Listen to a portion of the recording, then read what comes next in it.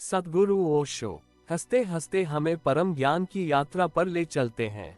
वो कहते हैं, एक दिन सुबह सुबह गुरु घंटाल ने अपने शिष्य घंटीराम को कहा, तैयार हो जाओ, हमें कहीं जाना है।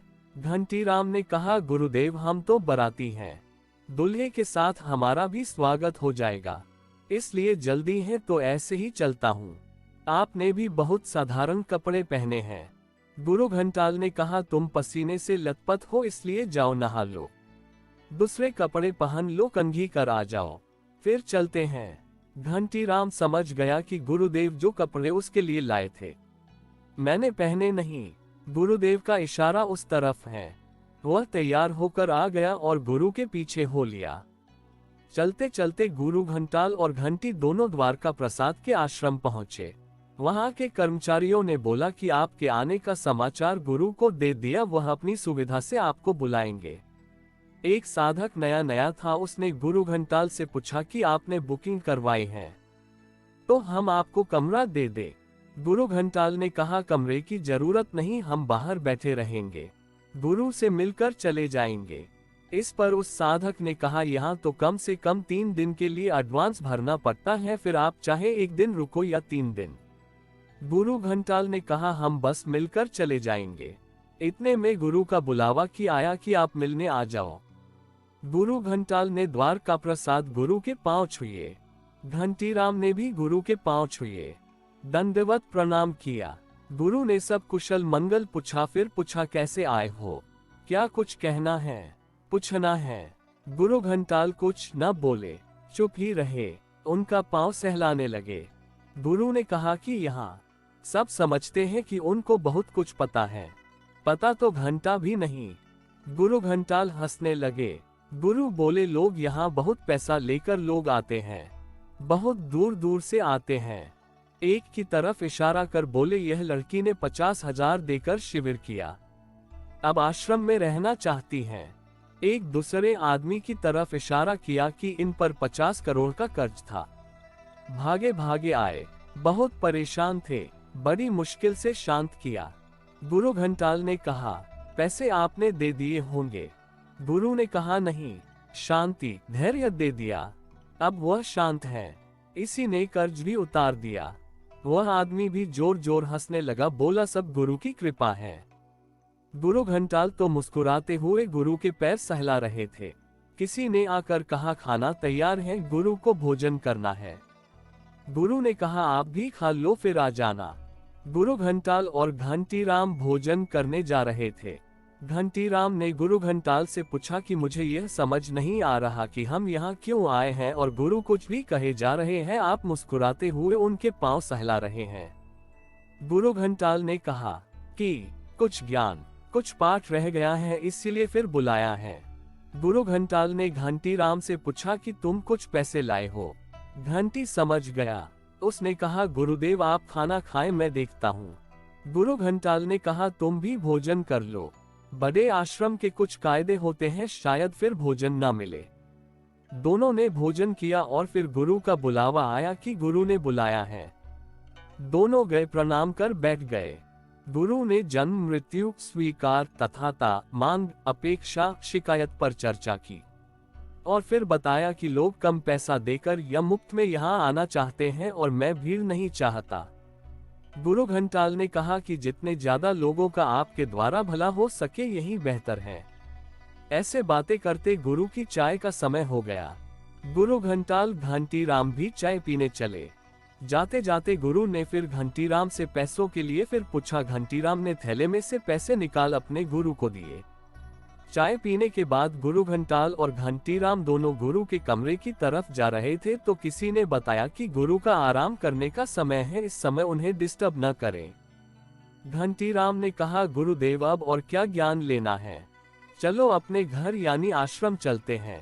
गुरु घंटाल ने रुपये निकाले और उस साधक को दे दिए और कहा, हम पैसे देना भूल गए, यहाँ आए, भोजन किया, चाय पिया, अनमोल ज्ञान लिया, ठीक है, हम गुरु को डिस्टर्ब नहीं करते, आप यह रुपये उन्हें दे दे।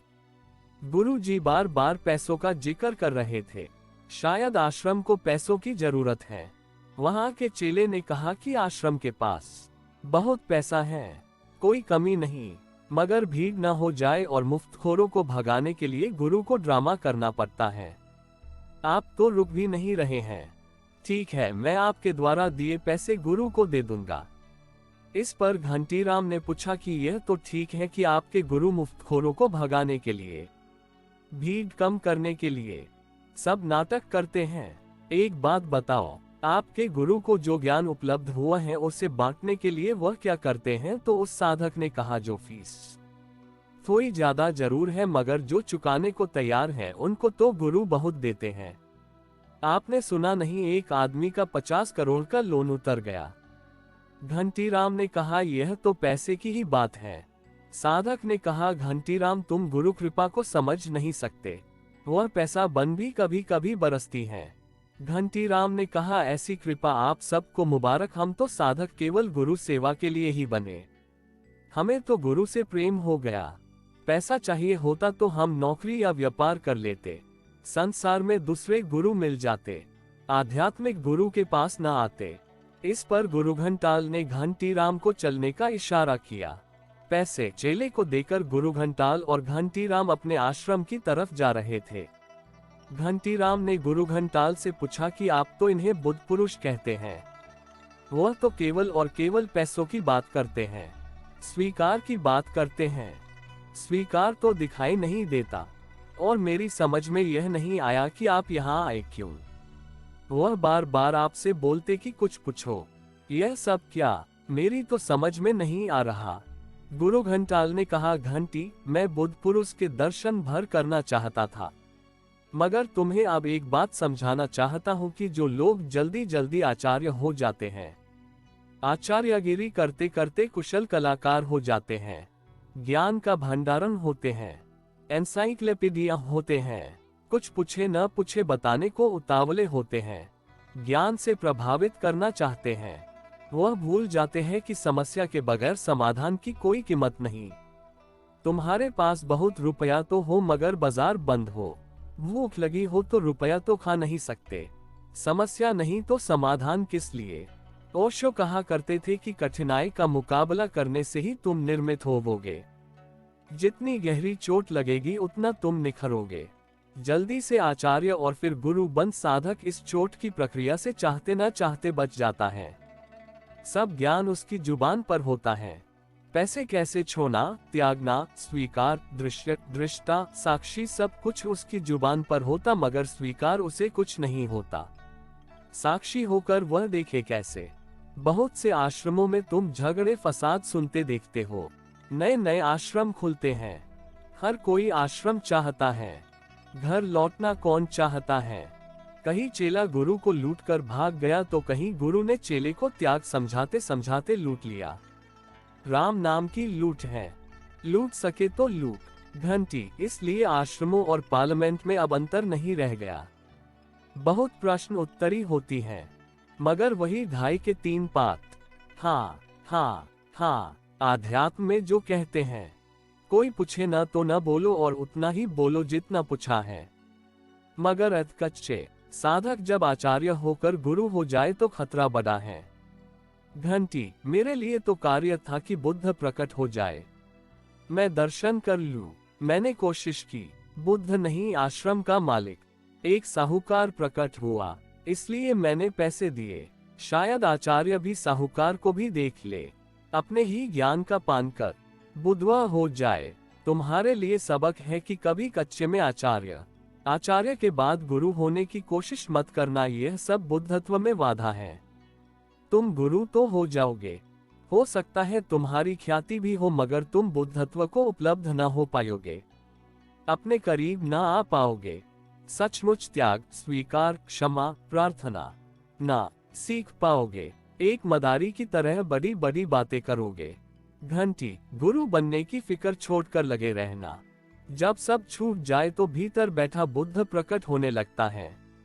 गुरु बीन बजाकर भीतर बैठ सोए हुए सांप को जगाता है, वह भीतर कुंडली मार बैठा बुद्ध ही है। गुरु द्वारा कुंडलिनी जगाना यही तो है।